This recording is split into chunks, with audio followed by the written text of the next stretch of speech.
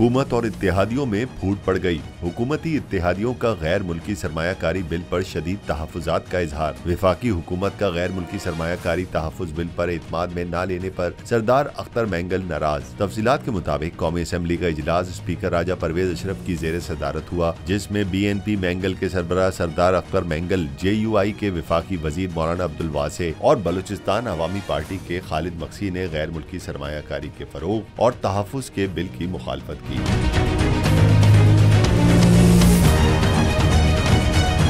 सरदार Akhtar mangle ने कहा कि बलूचिस्तान के वसाइल को माल गनीमत का हिस्सा समझा गया है। CPEC के नाम पर बलूचिस्तान में कुछ न हो सका। कानून साजी के हवाले से ही होना तो ये चाहिए था कि अरकान को एतमाद में लिया जाता। अफसोस के साथ कहना पड़ता है कि 19वीं तरमीम को रोल बैक करने की कोशिश की जा रही है, जबकि दूसरी जानिब हुकूमती अरकान ने 4 घंटे से जायद वक्त इत्तेहादियों को मनाने की कोशिश की, जो बेसूद रही। सरदार अख्तर मैंगल ने अपनी पार्टी का इजलास तलब कर लिया है और रेकॉर्ड एक्ट से मुतालिक कानून साजी पर हुकूमत से अलहदगी पर गौर शुरू कर दिया है।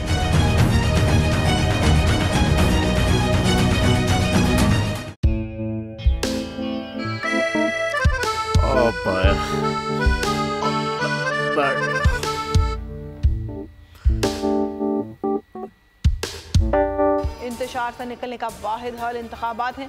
हकीकी आज़ादी मार्च आज रवा। हाँ, आयत के मुताबिक अगर आप उसको ये रिपोर्ट दे दे तो मैं आपको अपनी 4 सीटें दे दूंगा। मौलाना हाँ साहब, वो जो रिपोर्ट हमें दे दे और वो जो नीली पीली चैनल है वो लगाए। जाओ शबास। हम ऐसा टीवी देखते ही नहीं जिसका रिमोट हमारे हाथ में ना हो। और यहाँ पे कोई 2 नंबर ही नहीं चलेगी। और हम कोई गुलाम है जो आप रिमोट मांगे हम दे दें? Absolutely not. यहाँ पे सिर्फ पाकिस्तान का नंबर 1 चैनल चलेगा, बोल, जो हकीकी सहाफत की जंग लड़ रहा है। पाकिस्तान के लिए कोई और नहीं, सिर्फ बोल खड़ा है। आप सब भी बोल देखें।